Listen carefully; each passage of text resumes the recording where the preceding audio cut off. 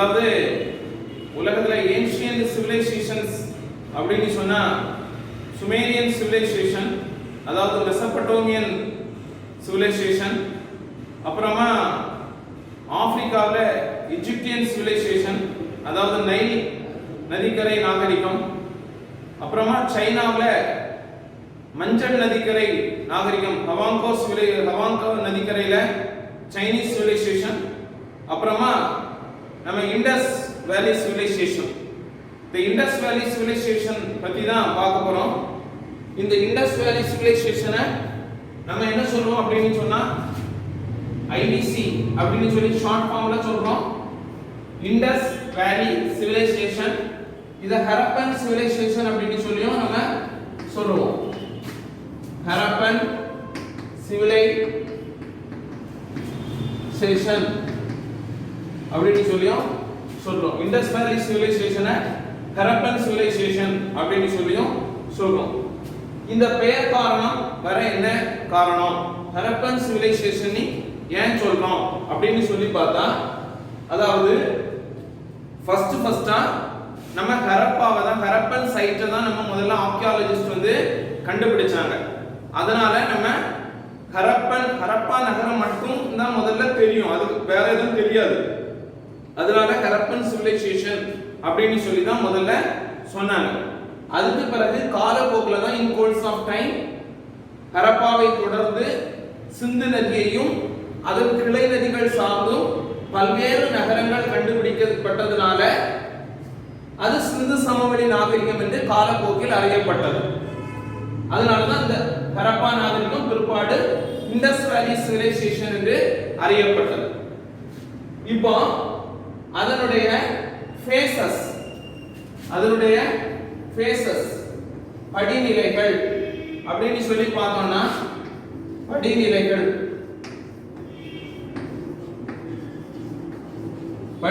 அப்படின்னு சொல்லி பார்த்தோம்னா 3 கட்டங்களா பிரிப்பாங்க. எப்படி பிரிப்பாங்க அப்படின்னு சொன்னா, பொதுவா இப்ப நியூ புக்ல 3 கட்டங்களா பிரிச்சிருக்காங்க. முன்னாடி வந்து அதை என்ன சொல்லுவாங்கன்னா ப்ரீ ஹரப்பன் அடிஷனலா ஒரு கட்டமா வச்சிருந்தாங்க. ப்ரீ ஹரப்பன், இப்போ early Harappan, mature Harappan, late Harappan. அதாவது ஹரப்பாவின் முந்தைய நிலை, ஹரப்பாவின் தொடக்க நிலை, ஹரப்பாவின் முதிர்நிலை, ஹரப்பாவின் பிந்தைய நிலை. இப்போ நான் சொன்ன பின்னாடி உள்ள 3 ஸ்டேஜ் வச்சிருக்காங்க. அந்த ஒரு ஸ்டேஜ் சொன்ன ஸ்டேஜ் மட்டும் இப்போ இல்ல. இப்போ ப்ரீ ஹரப்பன் அப்படின்னு நான் ஒரு ஸ்டேஜ் சொல்றேன் இல்லையா, அந்த ஒரு ஸ்டேஜ் மட்டும் முன்னாடி சொல்லுவாங்க. அல்லது நம்ம கொஞ்சம் வாஸ்டா படிக்கணும்னு சொன்னா அந்த ப்ரீ ஹரப்பனையும் நம்ம அடிஷனலா சேர்த்துக்கலாம். எக்ஸாம் பாயிண்ட் ஆஃப் வியூல அதுவும் கூட ஒரு நல்ல பாயிண்ட் தான். இந்த ப்ரீ ஹரப்பன் ஸ்டேஜை நம்ம எங்க பார்க்கலாம் அப்படின்னு சொன்னா, இப்போ பாகிஸ்தான்ல மெஹர்கர் அல்லது ஈஸ்டர்ன் பலூச்சிஸ்தான் இந்த பகுதிகள்ல எல்லாம் நம்ம என்ன பண்ணலாம் பார்க்கலாம். இந்த பீரியட்ல நொமாடிக் லைஃப்ல இருந்த மக்கள், நாடோடிகளாக அலைந்து கொண்டிருந்தவர்கள், began a settled life and அதாவது நாடோடிகளாக வாழ்ந்து கொண்டிருந்தவர்கள் செட்டில்டு லைஃபை தொடங்கி அக்ரிகல்ச்சரை ஸ்டார்ட் பண்ணாங்க, விவசாய வாழ்க்கைக்கு வந்தார்கள் அப்படின்னு சொல்லி பார்க்கலாம். அதுக்கு பிறகு உங்களுக்கு நம்ம இப்ப நியூ புக்ல கொடுத்திருக்கபடி பாத்தீங்கன்னு சொன்னா ஏர்லி ஹரப்பன், ஹரப்பாவின் தொடக்க நிலை. ஹரப்பாவின் தொடக்க நிலை அப்படின்னு சொல்லி பார்த்தா அதுக்கு ஒரு இப்போ ஸ்டாண்டர்டா ஒரு இயர் கொடுத்திருக்காங்க, 3000 BCE அப்படின்னு சொல்லி கொடுத்திருக்காங்க. ஏர்லி ஹரப்பன் வந்து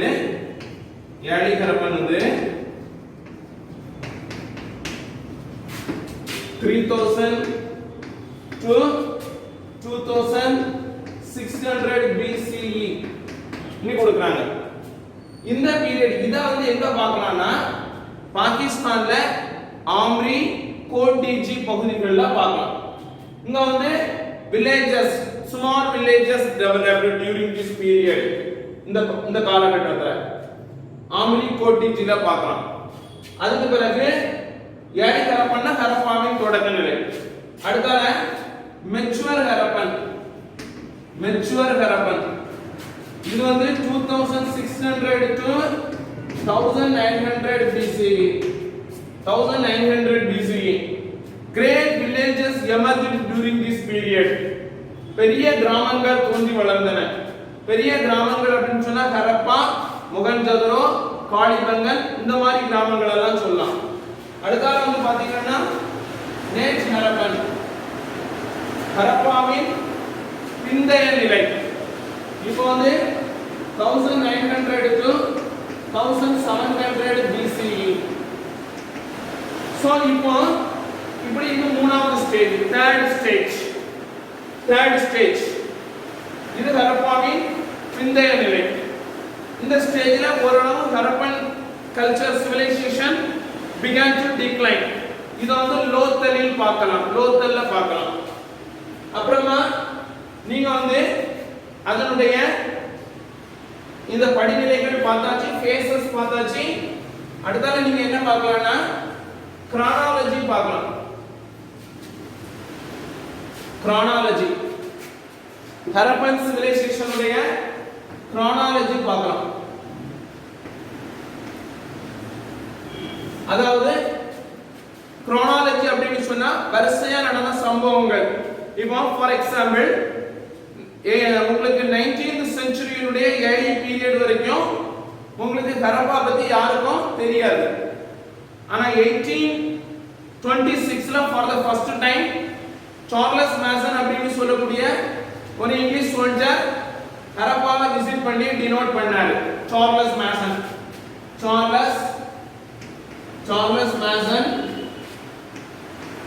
1826ல ஹரப்பாவை விசிட் பண்ணி என்ன பண்ணாரு? டினோட் பண்ணாரு. ஹரப்பாவை விசிட் பண்ணி டினோட் பண்ணாரு. ஆனா அவர் எந்த ஆர்க்கியாலஜியும் பண்ணல, அங்க வந்து அகழ்வாராய்ச்சியும் பண்ணல. அதுக்கு பிறகு அலெக்சாண்டர் பேண்ட்ஸ்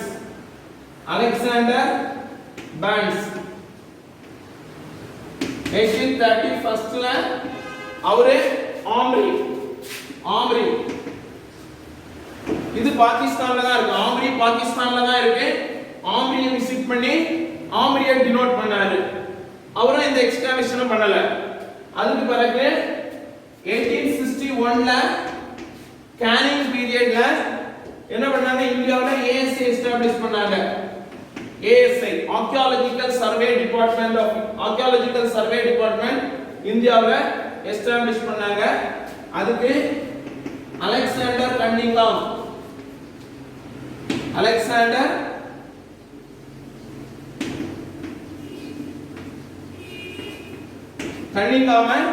ஃபர்ஸ்ட் சர்வேயரா அப்பாயிண்ட் பண்ணாங்க.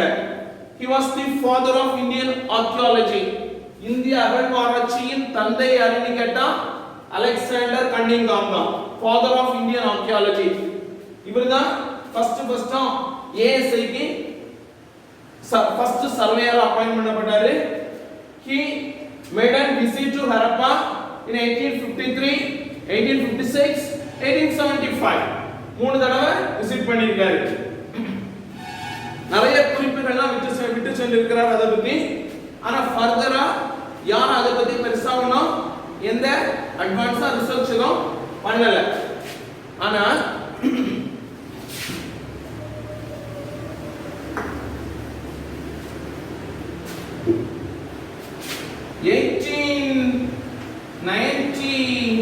1899ல இருந்து 1905 வரைக்கும் கர்சன் அப்படின்னு சொல்லி ஒருத்தர் இந்தியாவுக்கு கவர்னர் வைஸ்ராயா இருந்தாரு. who was also responsible for the partition of Bengal. இவருடைய பீரியட்ல ஜான் மார்ஷல் அப்படிங்கிறவரை என்ன பண்ணாங்க? அகழ்வாராய்ச்சி துறைக்கு டைரக்டர் ஜெனரலா போட்டாங்க. ஏன்னா Curzon was very interested in எதுல அப்படின்னு சொன்னா இந்த மானுமெண்ட்ஸ் எல்லாம் கீப் அப், ஏன்ஷியன்ட் மானுமெண்ட்ஸ் எல்லாம் கீப் அப் பண்றது, அதே போல அகழ்வாராய்ச்சி எல்லாம் என்கரேஜ் பண்றதுல ரொம்ப இன்ட்ரஸ்ட் உண்டு. அதனால அவர் என்ன பண்ணாரு? ஜான் மார்ஷலை டிஜியா போட்டு ஜான் மார்ஷலுக்கு கீழே நிறைய இந்தியன்ஸ் எல்லாம் என்ன பண்ணாங்க? ரிசர்ச்ல எல்லாம் ஈடுபட்டாங்க. அந்த வகையில 1921ல ஹரப்பாவை தயாராம் சஹானி என்ன பண்ணாரு? எக்ஸ்காவேட் பண்ணி வெளிப்படுத்தினார் for the first time. very next year of 1922 Mohenjo-daro Mohenjo-daro was excavated by R.D. Banerjee.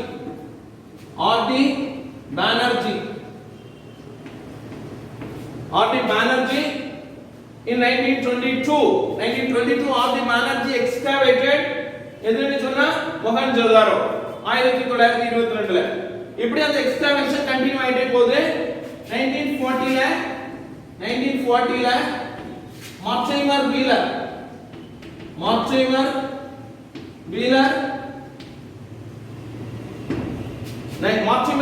made some excavations at ஹரப்பால அவர் பல்வேறு ஆராய்ச்சிகளை மேற்கொண்டார். மார்ச்சைமர் வீலர் ஹரப்பால பல்வேறு ஆராய்ச்சிகளை மேற்கொண்டார்.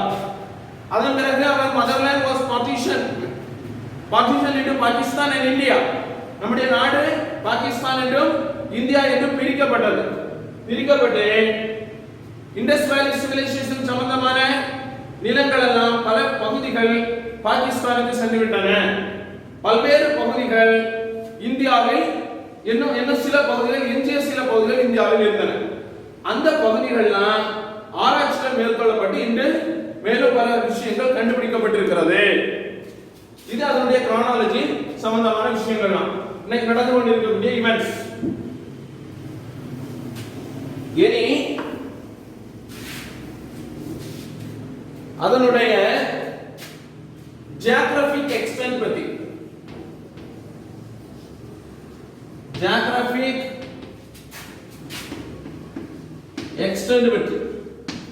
அதாவது அதனுடைய புவி பரப்பு புவி எல்லை பத்தி. புவி எல்லை அப்படின்னு சொன்னா இப்போ நார்த் சவுத் வெஸ்ட் ஈஸ்ட் அப்படின்னு சொல்லி பார்த்தோம்னு சொன்னா இப்போ நார்த்ல ஆப்கானிஸ்தான்ல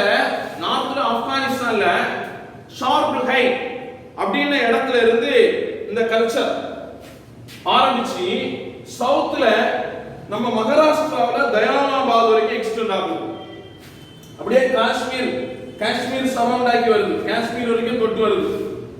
வெஸ்ட்ல ஈரான் பாகிஸ்தான் பார்டர்ல சுக்கா ஜெண்டர் அப்படின இடத்துல இருந்து ஆரம்பிச்சு ஈஸ்ட்ல உத்தரப்பிரதேசத்துல ஆலம்கீர்பூர்னு ஒரு இடம் இருக்கு, அங்க வரைக்கும் என்ன பண்ணுது, டச் பண்ணுது.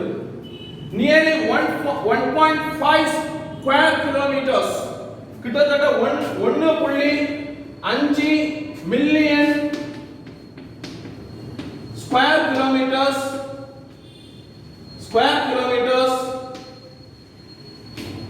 was covered by Indus Valley civilization. இன்னைக்கு இருக்க பாகிஸ்தானோட பரந்து விரிந்த ஒரு நிலப்பரப்பு என்ன, அந்த அளவுக்கு ஒரு பெரிய ஒரு ஜியோகிராபிக்கல் ஏரியாவை கொண்ட ஒரு நிலப்பரப்பு. அடுத்தது அதனுடைய down planning structure.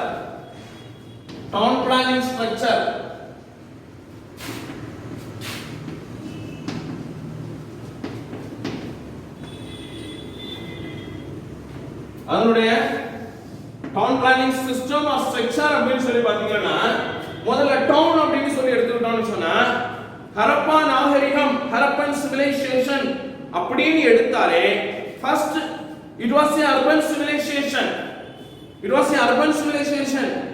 a planned civilization.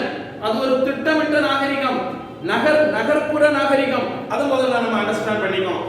அப்புறமா அங்க இருக்க ஹரப்பா எங்க இருக்கு, பாகிஸ்தான்ல இருக்கு. எங்க இருக்கு ஹரப்பா, எங்க இருக்கு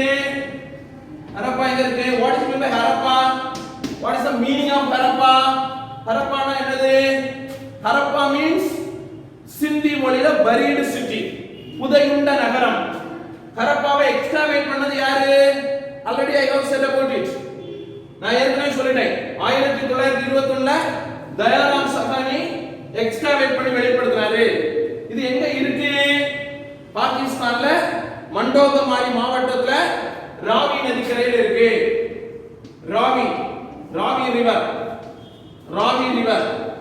on the banks of Ravi river, Ravi நதிக்கரையில இருக்கு, மண்டோதமாரி டிஸ்ட்ரிக்ட்ல பாகிஸ்தான்ல. என்ன Mohenjo-daro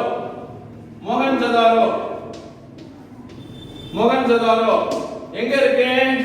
Indus River. Indus River situated on the banks of Largana district of Pakistan. Pakistan உடைய லர்கானா மாவட்டத்துல சிந்து நதி கரையில் அமைந்திருக்கிறது. அப்புறமா பாத்தீங்கன்னா சொன்னா முக்கியமா காளிபங்கன். இது எங்க இருக்கு? ராஜஸ்தான்ல இருக்கு. எந்த நதிக்கரையில இருக்கு? இது இந்தியாவுல இருக்கு. இது ரெண்டும் பாகிஸ்தான்ல இருக்கு. காளிபங்கன் வந்து இந்தியாவுல இருக்கு. எங்க இருக்கு? காகர் நதிக்கரையில இருக்கு. காகர் நதி பழைய காலத்துல இத சரஸ்வதின்னு சொல்லுவாங்க. சரஸ்வதி நதின்னு சொல்லுவாங்க. காகர் நதியை சரஸ்வதின்னு சொல்லுவாங்க. காளிபங்கன் இதை என்ன சொல்லுவாங்க? காளிபங்கன் என்ன சொல்லுவாங்க? மொஹஞ்சதாரோ என்ன சொல்லுவாங்க? மொஹஞ்சதாரோ என்ன சொல்லுவாங்கன்னா மவுண்ட்ஸ் ஆஃப் தி டெட்ஸ் னு சொல்லுவாங்க. மவுண்ட்ஸ் ஆஃப் தி டெட்ஸ்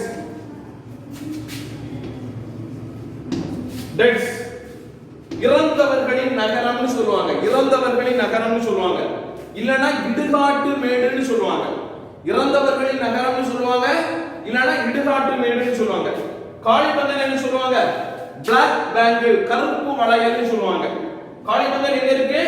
காகர் நதிக்கரையில இந்தியாவுல ராஜஸ்தான் மாநிலத்துல இருக்கு. அதே போல உங்களுக்கு இப்போ வேற என்ன நகரம் சொல்லலாம்? லோத்தல் எங்க இருக்கு? குஜராத்ல இருக்கு. குஜராத்ல எங்க இருக்கு?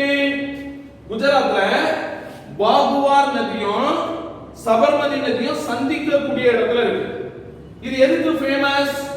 லோத்தல் தான். Lothal was the port city of Indus Valley civilization. சிந்து சமவெளி நாகரிகத்தினுடைய துறைமுக நகரமாக இருந்தது எதுன்னு கேட்டா லோத்தல். அங்க ஒரு டாக்யார்ட் இருந்துச்சு. சிந்து சமவெளி நாகரிகத்தினுடைய துறைமுக நகரம். அதே போல பாத்தீங்கன்னு சொன்னா உங்களுக்கு ரூபா வந்து பஞ்சாப்ல சட்லஜ் நதிக்கரையில இருக்கு. ரூபா வந்து எங்க இருக்கு? பஞ்சாப்ல சட்லஜ் நதிக்கரையில இருக்கு.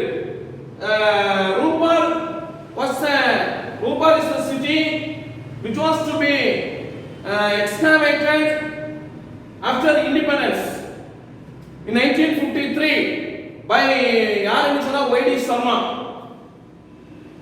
YD Sharma னு சொல்லக்கூடிய ஒரு அகழ்வாராய்ச்சியாளர் இண்டிபெண்டன்ஸ்க்கு போற 1953ல for the first time India சுதந்திரம் அடைந்த பிறகு அகழ்வாராய்ச்சி செய்து கண்டுபிடிக்கப்பட்ட முதல் நகரம்னு சொன்னா ரூபார் தான். 1953ல பஞ்சாப்ல இருக்கு. சட்லஜ் நதிக்கரையில இருக்கு. இப்படி பல்வேறு நகரங்களை நம்ம சொல்லலாம்னு வைக்கலாம். ஏன்னா உங்களுக்கு இது சொல்லிட்டு போனா நிறைய நகரங்கள் சொல்ல முடியும். ஆனா 1000 sites had been identified. Nearly 1000 sites had been identified by the archaeologists. அதுல கிட்டத்தட்ட 6 டவுன்ஸ் வந்து பெரிய டவுன்ஸ் இருக்கு. ஆனா அவங்களுடைய டவுன் பிளானிங் சிஸ்டம் எப்படி இருந்துச்சுன்னு பார்த்தா இப்ப ஹரப்பாவுல how they constructed the buildings, எப்படி அவங்க பில்டிங்ஸ் எல்லாம் கன்ஸ்ட்ரக்ட் பண்ணாங்க அப்படின்னு சொன்னா they used baked and unbaked bricks and stones to construct their buildings. அதாவது சுடப்படாத அதே போல பாத்தீங்கன்னு சொன்னா கற்களை கொண்டு கட்டடங்களை கட்டினார்கள். சுடப்படாத கற்களை கொண்டு கட்டடங்களை கட்டினார்கள். அது மட்டும் இல்லாம அவங்க என்ன பண்ணாங்க? ஒரு உங்களுக்கு கிரிட் சிஸ்டம் ஒரு சிஸ்டத்தை பயன்படுத்துவாங்க.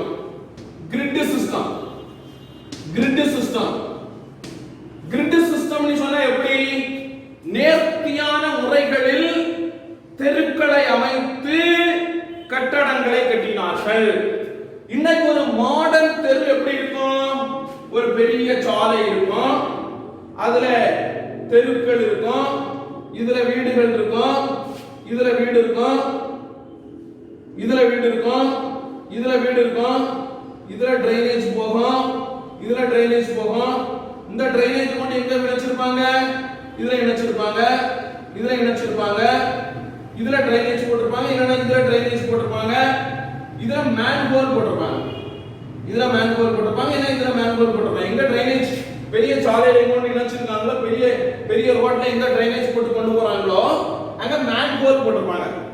மேன்ஹோல்னா கழிவு நீரை இப்ப வந்து ஏதாவது தேக்கம் ஏதாவது ஏற்பட்டா அதை வந்து தள்ளுறதுக்கோ வாங்குறதுக்கோ அதை சரி பண்றதுக்கோ மேன்ஹோல் போட்டிருப்பாங்க. அந்த மாதிரி பக்காவா ட்ரைனேஜ் ஃபெசிலிட்டி, சுகாதாரத்துக்கும் தூய்மைக்கும் ரொம்ப இம்பார்ட்டன்ஸ் கொடுத்திருக்காங்க. சுகாதாரத்துக்கும் தூய்மைக்கும் ரொம்ப இம்பார்ட்டன்ஸ் கொடுத்திருக்காங்க. அந்த மாதிரி பக்காவா ரொம்ப பிளான் பண்ணி வாழ்ந்திருக்காங்க. ஏன்னா அவங்களுடைய வீடுகள் எல்லாம் எப்படி உங்களுக்கு சேற்றுமண் செங்கலால் கட்டியிருக்காங்க. சேற்றுமண் செங்கலால், மட் பிரிக்ஸ், அதாவது இங்கிலீஷ்ல மட் பிரிக்ஸால கட்டியிருக்காங்க. டிரைனேஜ் எல்லாம் பாத்தீங்கன்னு சொன்னா, டிரைனேஜ் இருக்கு இல்லையா, டிரைனேஜ் எல்லாம் பாத்தீங்கன்னு சொன்னா டிரைனேஜ் எப்பவும் ஈரமாலியா இருக்கும், அதுல வெச்சாதான் இருக்கும். அதனால என்ன பண்ணிருக்காங்க அப்படின்னு சொன்னா உங்களுக்கு பேண்ட் பிரிக்ஸால கட்டியிருக்காங்க. பேண்ட் பிரிக்ஸால கட்டியிருக்காங்க. வீடுகள் டபுள் ஸ்டோரி பில்டிங்கா இருக்கு. வீடுகள் எப்படி இருக்கு? டபுள் ஸ்டோரி பில்டிங்கா இருக்கு. அதே போல உங்களுக்கு ஹரப்பாவுல கிட்டத்தட்ட 6 தானிய களஞ்சியங்கள் காணப்படுது ஹரப்பாவுல. But at the same time மொஹஞ்சதாரோல பாத்தீங்கன்னா ஒரு பெரிய தானிய களஞ்சியம் காணப்படுது. மொஹஞ்சதாரோலயும் கிட்டத்தட்ட சேம் டைப் தான். ரெண்டு இடத்துலயுமே சிட்டடல்ஸ், கோட்டைகள் காணப்படுது, சாதாரண பகுதிகளும் காணப்படுது. கோட்டைகளும் காணப்படுது, சாதாரண பகுதியும் காணப்படுது. கோட்டை பகுதியில ரூலிங் கிளாஸ் மக்கள் வாழ்வாங்க, ஆளும் வர்க்கத்தினர் இருப்பாங்க.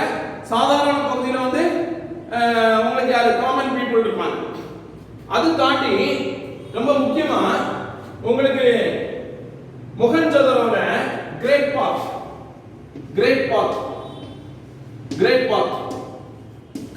என்னது? ஒரு பெரிய குளம். எந்த கோட்டையின் மத்தியில் ஒரு பெரிய குளம் காணப்படுகிறது. what was the use of it? இதனுடைய தேவை என்ன? it was used for sanctification purpose. இது எதுக்காக பயன்படுத்தப்பட்டது? sanctification purposeக்காக பயன்படுத்தப்பட்டது. புனித நீராடுகைக்காக பயன்படுத்தப்பட்டது. sanctification purpose. சரி, இத பத்தி சொல்லணும்னா நிறைய சொல்லலாம். ஆனா கொஞ்சம் சுருக்கமா சொல்றேன். ஒரே ஒரு முக்கியமான பாயிண்ட் மட்டும் சொல்றேன். இது எப்படி இதுக்கு படித்தரைகள் எல்லாம் கட்டியிருந்தாங்க, நிறைய பல்வேறு விஷயங்கள் இருக்கு. இதை எப்படி கட்டியிருந்தாங்க அப்படின்னு சொன்னா, இதுல நீர் கசிவு ஏற்படாமல் இருப்பதற்காக என்ன பண்ணியிருந்தாங்கன்னா சுட்ட செங்கலால் கட்டி, சுட்ட செங்கல் எப்படி தெரியுமா கட்டியிருந்தாங்க? ஜிப்சத்தையும் லைம்ஸ்டோனை மிக்ஸ் பண்ணி அதை ஒரு மாற்றலா உருவாக்கி, மாற்றம்னா சாந்து இருக்குல்ல, சாந்து மாதிரி உருவாக்கி அதை கொண்டு செங்கலை வச்சு ஃபிக்ஸ் பண்ணி என்ன பண்ணிருப்பாங்க? கட்டிருப்பாங்க. அந்த மாதிரி ஸ்ட்ராங்கா ஒரு மாற்றம் உருவாக்கி என்ன பண்ணிருப்பாங்க? செங்கல் வச்சு கட்டிருப்பாங்க. அப்ப நீர் கசிவு ஏற்படாது. அந்த மாதிரி ஸ்ட்ராங்கா ஒரு என்ன பண்ணிருப்பாங்க? ஒரு குளம் என்ன பண்ணிருப்பாங்க? கட்டிருப்பாங்க. சோ இது அவங்களுடைய down planning system, well organised down planning system. அந்த மாதிரி பக்காவா என்ன பண்ணிருப்பாங்க? அடுத்தால பாத்தீங்கன்னா இது அடுத்தால அவங்களுடைய சப்சிஸ்டன்ஸ் அப்படின்னு சொன்னா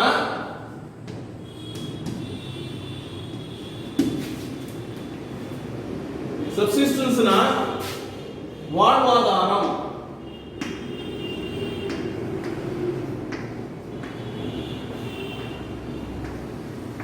வாழ்வாதாரத்துக்கு என்ன பண்ணாங்க? அதாவது what was the backbone of Indus Valley civilization?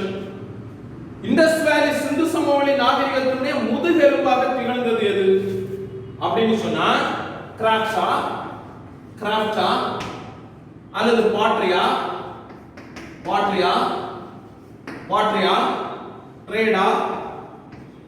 ட்ரேடா அக்ரிகல்ச்சரா? What was the backbone of the Indus Valley civilization? அல்லது எது Indus Valley civilization உடைய வாழ்வாதாரமாக what was this which was the subsistence of Indus Valley civilization அப்படின்னு சொல்லி பார்த்தா எது இந்த சிந்து சமவெளி நாகரிகத்தினுடைய முதுகெலும்பாக திகழ்ந்தது அப்படின்னு சொன்னா அக்ரிகல்ச்சர்.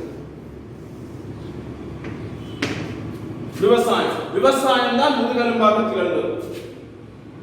அப்போ விவசாயம் முதுகெலும்பாக திகழ அவர்கள் எப்படிப்பட்ட விவசாய முறையை பின்பற்றினார்கள் அப்படின்னு சொன்னா diverse crop pattern. Diverse crop pattern சொல்லுவாங்க. டைவர்ஸ் கிராப் பேட்டர்ன் இரட்டை பயிரிடுதல் முறைன்னு சொல்லுவாங்க. ஒரே நேரத்துல வீட்டு பார்லி எல்லாம் சேர்ந்து பயிரிடுவாங்க. வீட்டு பார்லி எல்லாம் சேர்ந்து என்ன பண்ணுவாங்க? பயிரிடுவாங்க. வீட்டு பார்லி அதே போல பல்வேறு வகை மில்லட் எல்லாம் பயிரிடுவாங்க. அப்போ அக்ரிகல்ச்சர் மட்டும் தான் அவங்ககிட்ட இருந்துச்சா அப்படின்னு சொன்னா இல்ல. அக்ரிகல்ச்சர் மட்டும் தான் இருந்துச்சானா இல்ல. அனிமல் டொமஸ்டிகேஷன்லயும் ஈடுபடுவாங்க. அனிமல் டொமஸ்டிகேஷன்லயும் ஈடுபடுவாங்க. அனிமல் டொமஸ்டிகேஷன்லயும் ஈடுபடுவாங்க. அதாவது அவங்களுக்கு கோட் தெரியும், கோட் தெரியும், ஆடுகளை வளர்த்தாங்க, வெள்ளாடு வளர்த்தாங்க, செம்மறி ஆடு வளர்த்தாங்க, கோழி வளர்த்தாங்க. இப்போ அடிக்கடி டிஎன்பிஎஸ்சி இந்த மாதிரி எக்ஸாம்ஸ்ல கேட்கக்கூடிய ஒரு கேள்வி என்னன்னா, சிந்து சமவெளி நாகரிக மக்கள் அறியாத விலங்கு எதுன்னு கேட்பாங்க. என்ன? Unknown animal. இண்டஸ் வேலி சிவிலைசேஷன் பீப்புள் அவங்க அறியாத விலங்கு அன்னோன் அனிமல் எதுன்னு கேட்பாங்க. எதுன்னு கேட்டா ஹார்ஸ். ஹார்ஸ் ஹார்ஸ் பத்தி அவங்களுக்கு தெரியாது. ஹார்ஸ் பத்தி அவங்களுக்கு தெரியாது. ஆனா நம்ம டீப்பா படிக்கும்போது ஒரு சில இடங்கள்ல ஹார்ஸுடைய எலும்பு கண்டுபிடிக்கப்பட்டதாக செய்தி வருது, செய்தி இருக்கு. ஆனாலும் கூட அது உறுதி செய்யப்படல. ஆனா ஹார்ஸ் பத்தி அவங்களுக்கு தெரியலன்னு சொல்லி தான் எல்லாருமே சொல்லியிருக்காங்க. ஹார்ஸ் பத்தி அவங்களுக்கு தெரியாது.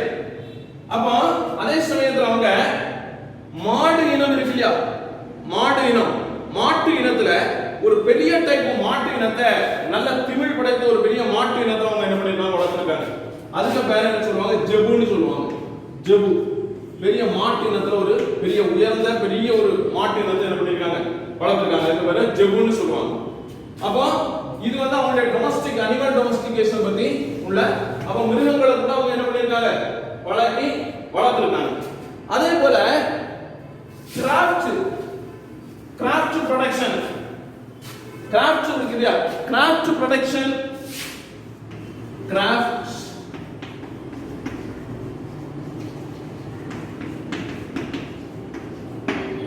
production was an important part of the Harappan economy. Harappa மக்களுடைய பொருளாதாரத்துல கிராஃப்ட் ப்ரொடக்ஷன் ஒரு முக்கியமான பங்கு வகித்து இருக்கிறது. இப்போ உதாரணத்துக்கு பாத்தீங்கன்னா ஆர்னமெண்ட் மேக்கிங், அணிகலன்கள் செய்தல், அதே போல ஷெல் பேங்கிள் மேக்கிங், வளையல்கள், சங்கு வளையல்கள் செய்தல், அதே போல இந்த ஸ்ட்ரீட் ஜாஸ்பர், கார்னியன், இந்த மாதிரி பொருட்கள் எல்லாம் ஸ்ட்ரீட்னா நுரைகள், ஜாஸ்பர்னா படிகக்கல் இல்லையா, இந்த மாதிரி இதுலன்னா, அதே போல கோல்டு, காப்பர், இந்த மாதிரி இதுலன்னா அணிகலன்கள் எல்லாம் செய்து என்ன பண்றது? வெளிநாடுகளுக்கு ஏற்றுமதி செய்கிறது. வெளிநாடுகள்னா குறிப்பிட்ட மெசோபொட்டோமியாவுக்கு ஏற்றுமதி செய்கிறது. இப்போ மெசோபொட்டோமியாவில் நடக்கக்கூடிய ஆராய்ச்சிகள்ல தான் என்ன பண்ணிருக்காங்க? இந்த மாதிரி பொருட்கள் எல்லாம் அங்க கிடைத்து இருக்கிறது. அப்போ இப்ப என்ன ஒரு விஷயம் ஆராய்ச்சிகள்ல கண்டுபிடிச்சிருக்காங்கன்னா, இந்த மாதிரி பொருட்கள் எல்லாம் இவங்களுக்கு எங்க இருந்தாங்க கிடைச்சி?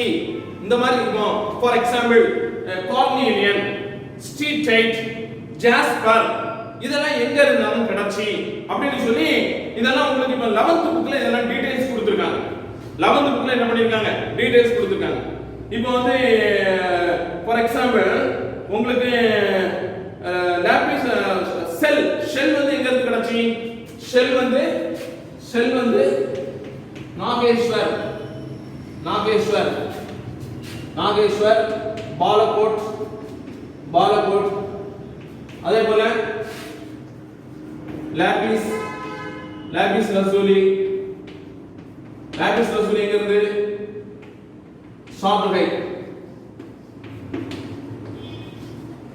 சாப்டுகை ஆப்கானிஸ்தான்ல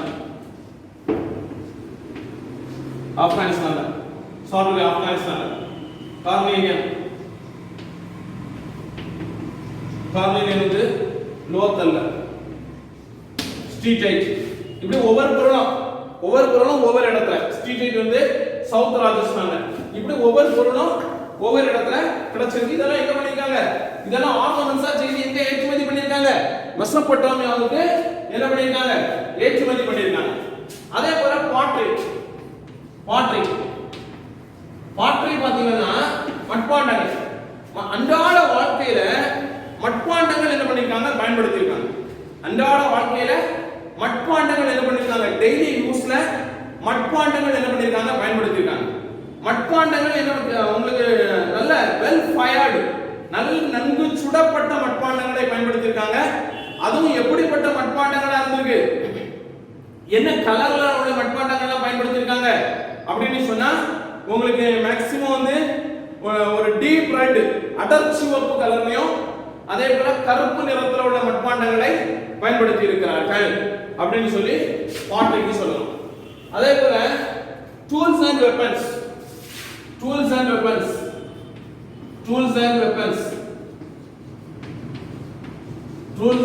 அப்படின்னு சொன்னா பொதுவா ஐபிசியை பொறுத்தவரையில ஐபிசினா மீண்டும் பொறுத்தவரை நினைவுறேன் இண்டஸ் வேலி சிவிலைசேஷன் சிந்து சமவெளி நாகரிகம். ஐபிசினா இண்டஸ் வேலி சிவிலைசேஷன் சிந்து சமவெளி நாகரிகம் இண்டஸ் வேலி சிவிலைசேஷன். ஐபிசியை பொறுத்தவரையில அது ஒரு பிரான்ஸ் ஏஜ்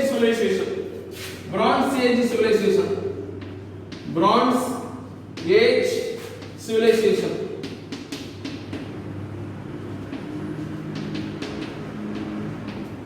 வெங்கல காலம் எந்த காலத்தை சொல்றது? வெங்கல காலம், வெங்கல கால நாகரிகம் பிரான்ஸ் ஏஜ் சிவிலைசேஷன்.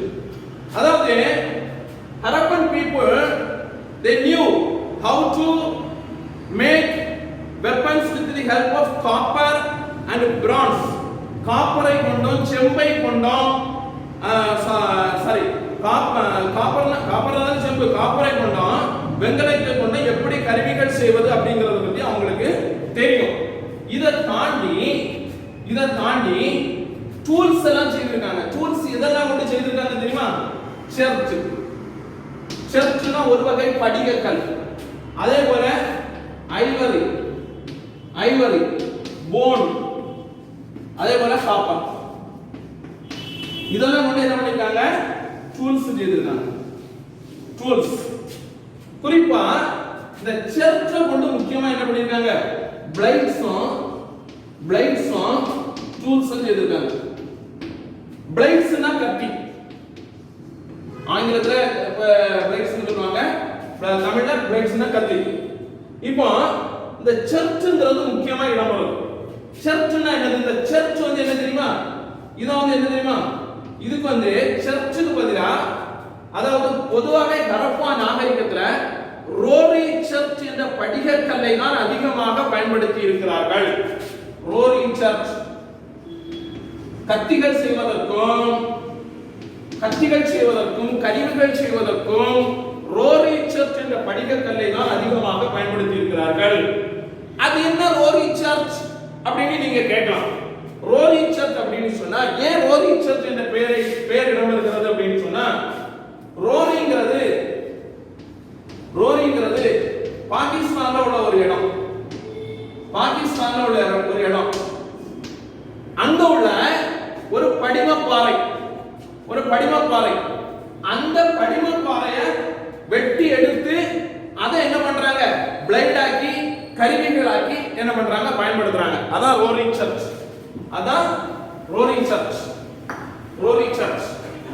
அப்புறமா டெக்ஸ்டைல்ஸ் அண்ட் ஆர்னமெண்ட்ஸ்.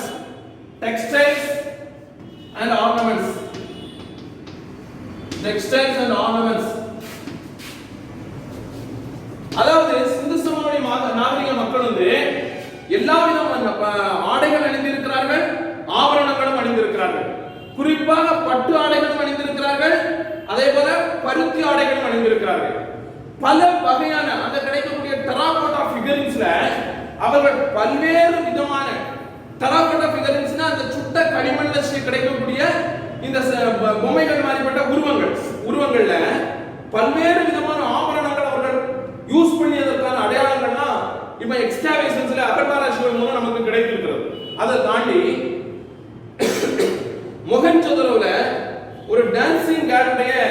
சிற்பம் கிடைத்திருக்கு. டான்சிங் கேர்ளுடைய இது இமேஜ் கிடைச்சிருக்கு.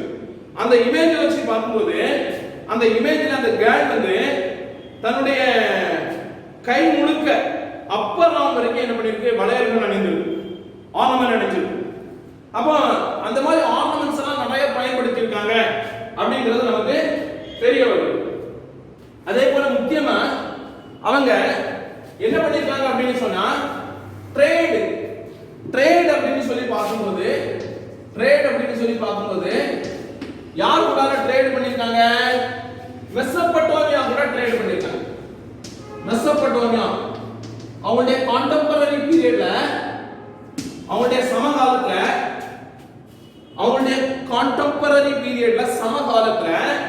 யார் கூட ட்ரேட் பண்ணிருக்காங்க? மெசொப்பொட்டேமியா கூட ட்ரேட் பண்ணிருக்காங்க. அது எப்படியாக நமக்கு தெரிய வருது அப்படின்னு சொன்னா அவங்களுடைய கியூனிஃபார்ம் இன்ஸ்கிரிப்ஷன். அது என்ன கியூனிஃபார்ம் இன்ஸ்கிரிப்ஷன் நீங்க கேட்கலாம். கியூனிஃபார்ம் இன்ஸ்கிரிப்ஷன்ங்கிறது மெசொப்பொட்டேமியா நாகரிகத்தோட ரைட்டிங் சிஸ்டம், அவங்களோட எழுத்து முறை. அந்த மெசொப்பொட்டேமியா நாகரிகத்தோட எழுத்து முறையில உள்ள கல்வெட்டுகள்ல இண்டஸ் வேலி சிவிலைசேஷன்ல கூட நடந்த ட்ரேட் பத்தி அங்க குறிப்புகள் இருக்கு. குறிப்பாக உதாரணமாக அந்த கல்வெட்டுகள்ல மெலூகா என்ற வார்த்தை பயன்படுத்தப்பட்டிருக்கு. மெலூகா என்ற வார்த்தை பயன்படுத்தப்பட்டிருக்கு. இந்த மெலூகா என்ற வார்த்தை சிந்து என்ற வார்த்தையை குறிப்பதாகும். இந்த வார்த்தையை குறிக்கிறது மெலூகா என்பது. அப்ப சிந்து நதி தீரத்து மக்களுடன் இந்த மாதிரி வணிகம் காரியங்கள்லாம் செய்திருக்காங்க அப்படிங்கறத வச்சு நம்ம அதை வச்சு பல்வேறு விஷயங்கள் நமக்கு தெரிய வருது அப்படிங்கறத என்ன பண்றாங்க, உறுதிப்படுத்துறாங்க. இன்னைக்கு சுமேரியன் சிவிலைசேஷனை சேர்ந்த ஈராக், ஈரான், பஹ்ரைன், ஓமன் இந்த மாதிரி இடங்கள்ல நடக்கிற அகழ்வாராய்ச்சியில பல்வேறு விஷயங்கள்லாம் இண்டஸ் வேலி சிவிலைசேஷன் கூட நடந்த ட்ரேட் பத்திலாம் நிறைய விஷயங்கள் கண்டுபிடிச்சிட்டு இருக்காங்க. அடுத்தது ஸ்கிரிப்ட், எழுத்து முறை பத்தி சொல்றாங்க. ஸ்கிரிப்ட் பத்தி சொல்லும்போது இண்டஸ் வேலி சிவிலைசேஷன்ல உங்களுக்கு கிடைத்திருக்கக்கூடிய எழுத்தை இன்னைக்கு வரைக்கும் டில் டுடே நிறைய எழுத்து கிட்டத்தட்ட 250 இருந்து 500 எழுத்துக்கள் கண்டுபிடிக்கப்பட்டிருக்கு. அதுல அத வந்து 500 எழுத்துக்கள் வரைக்கும் கண்டுபிடிச்சிருக்காங்க. Till today that letters were not been deciphered. இன்னைக்கு வரைக்கும் என்ன பண்ணல, அது வந்து கண்டுபிடிக்கப்படல. என்ன அர்த்தத்தை சொல்லுது அப்படிங்கிறது கண்டுபிடிக்கப்படல. அதனால இண்டஸ் வேலி சிவிலைசேஷனுடைய மக்களுடைய பல்வேறு விஷயங்களை பத்தி நாம என்ன உறுதியா தெரிஞ்சுக்கவும் முடியல. சோ அத பத்தி உங்களுக்கு பல்வேறு அறிஞர்கள், ஃபாதர் கெராஸ் அப்படிங்கிறவர் என்ன சொல்றாரு, father Keras, Scandinavian scholar Barbara, Russian scholars போன்றவர்கள் என்ன சொல்றாங்கன்னா இது திராவிட எழுத்துக்களோடு தொடர்புடையது அப்படின்னு சொல்றாங்க. சில பேர் சான்ஸ்கிரிட் எழுத்துக்களோடு தொடர்புடையதுன்னு சொல்றாங்க. ஆனா எதுவுமே உறுதி செய்யப்படல. அதனால இதை என்ன சொல்றாங்க அப்படின்னு சொன்னா பிக்டோரியல் ரைட்டிங் அப்படின்னு சொல்லி தான் சொல்றாங்க. நீங்க உதாரணத்துக்கு அந்த எழுத்துக்கள் எப்படி இருக்கும், இப்படி இருக்கும், இப்படிதான் இருக்கும். இதான் அந்த எழுத்துக்களுடைய இப்படிதான் இருக்கும். நீங்க ஸ்கூல் புக்ல சின்ன வயசுல என்ன பண்ணிருப்போம், பார்த்திருப்போம் இல்லையா? அடுத்தால இது ஸ்கிரிப்ட். அடுத்தால உங்களுக்கு பிலீஃப் அண்ட் ஃபெய்த்.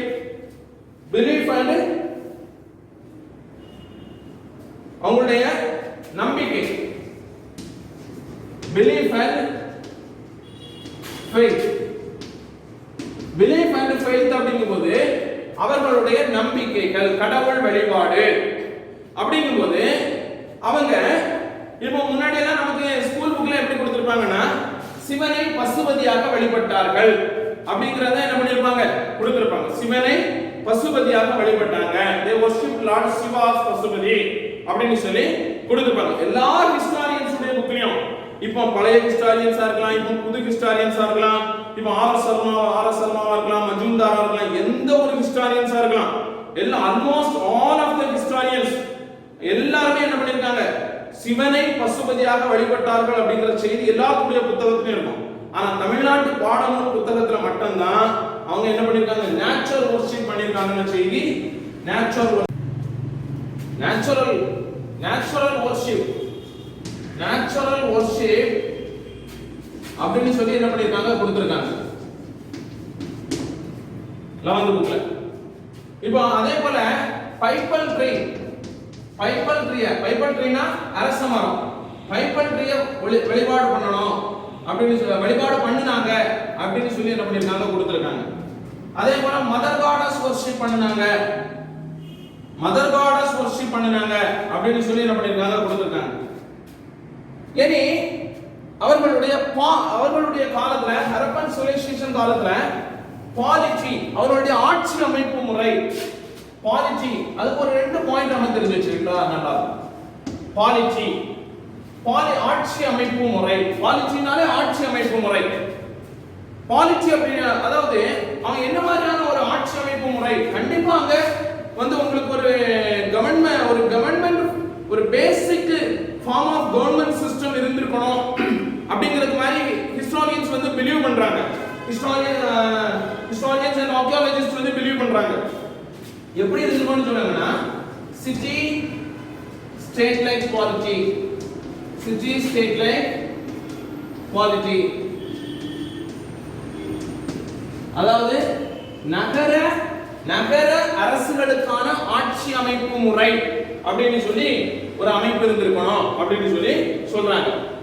ஏன் அப்படி இருந்திருக்கணும்னு சொல்றாங்க தெரியுமா? எப்படி பிலீவ் பண்றாங்க தெரியுமா? அதுக்கு ஒரு ரீசன் என்ன சொல்றாங்கன்னா, அதாவது உங்களுக்கு ஹரப்பன் பீரியடை சேர்ந்த பல்வேறு ஹரப்பன் காலத்தை சேர்ந்த இது வந்து ரீஜியன் வந்து பல பகுதிகளுக்கு ஸ்ப்ரெட் ஆகி இருந்து இல்லையா? அந்த பீரியடை சேர்ந்த பல இடங்களிலும் பரவி இருந்த அந்த கல்ச்சரல் மெட்டீரியல்ஸ், அதை பற்றி ஆராய்ச்சிகள்ல கிடைத்திருக்கக்கூடிய கல்ச்சரல் மெட்டீரியல்ஸ், ஹரப்பன் பீரியடை சேர்ந்த கல்ச்சரல் மெட்டீரியல்ஸ் அண்ட் உங்களுக்கு மெஷர்மென்ட் பொருட்கள், அளவீட்டு பொருட்கள், இதெல்லாம் பார்க்கும்போது உங்களுக்கு பெரும்பாலும் எல்லாம் ஒரே அளவீடு கொண்டதாக இருக்கிறது. அந்த பண்பாட்டு பொருட்களும் அளவீடுகளும் சீரான தன்மை கொண்டதாக இருக்கிறதுன்னு சொல்றாங்க. அதான் வார்த்தை, அந்த வார்த்தையை தான் நம்ம கவனிக்கணும். சீரான தன்மை கொண்டதாக இருக்கிறது அப்படின்னு சொல்றாங்க. அப்போ சீரான தன்மை கொண்டதாக இருக்கிறது அப்படின்னு சொல்லும்போது அங்க கண்டிப்பா ஒரு சென்ட்ரல் அத்தாரிட்டி இருந்திருக்கணும் அப்படின்னு சொல்றாங்க. ஒரு மைய அதிகாரம் இருந்திருக்கணும் அப்படின்னு சொல்றாங்க. அடுத்தால சோ அதனால கண்டிப்பா ஒரு பேசிக் ஃபார்ம் ஆஃப் கவர்மெண்ட் இருந்திருக்கணும்னு சொல்றாங்க. இதுதான் நம்ம பாலிட்டியில புரிந்து கொள்ள வேண்டிய விஷயம். அடுத்தால நம்ம வந்து உங்களுக்கு ஃபைனல் ஸ்டேஜ், கிளாஸுடைய ஃபைனல் ஸ்டேஜ், இண்டஸ் வேலி சிவிலைசேஷன்ல ஃபைனல் ஸ்டேஜுக்கு வந்துட்டோம். குறிப்பா டிக்ளைன்னா வீழ்ச்சி. அவங்க எப்படி வீழ்ந்து போனாங்க அப்படின்னு சொல்லும்போது, அதாவது அவங்க வீழ்ச்சிக்கு 2 காரணம், மேஜர் காஸ் சொல்றாங்க. ஒண்ணு வந்து அவங்க வீழ்ச்சிக்கு முக்கிய காரணமா சொல்றது வந்து நேச்சுரல் கலாமிட்டிஸ்,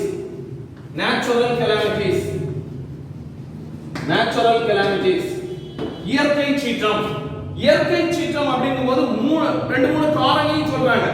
ஒண்ணு வந்து எர்த்குவேக்னால இருக்கலாம், மழை சீராக பெய்யாமல் போனதுனால இருக்கலாம், இன்னொன்னு டிஃபாரஸ்டேஷன் இருக்கலாம், இன்னொன்னு change in the course of river Indus, Sindhu நதி தன் போக்கை மாற்றி கொண்டதால் இருக்கலாம் அப்படின்னு சொல்றாங்க. இப்படி 3-4 காரணம் சொல்றாங்க. இன்னொன்னு என்ன சொல்றாங்கன்னா இன்வேஷன் நிகழ்ந்திருக்கலாம், படையெடுப்புகள் நிகழ்ந்திருக்கலாம் சொல்றாங்க. இப்படி பல காரணிகள் சொல்றாங்க. இது சோ இப்படி பல காரணிகள் வந்து இருக்கு. அவர்களுடைய வீழ்ச்சிக்கு பல காரணிகள் இருக்கு. உங்களுக்கு நான் சிந்து சமவெளி நாகரிகம் பத்தி ஒரு சுருக்கமா குறிப்பிட்ட நேரத்துக்குள்ள பல்வேறு தகவல்களை நான் சொல்லியிருக்கேன். உங்களுக்கு பிடிச்சிருந்தா லைக் பண்ணுங்க, சப்ஸ்கிரைப் பண்ணுங்க, உங்க நண்பர்களுக்கெல்லாம் சொல்லுங்க. நன்றி.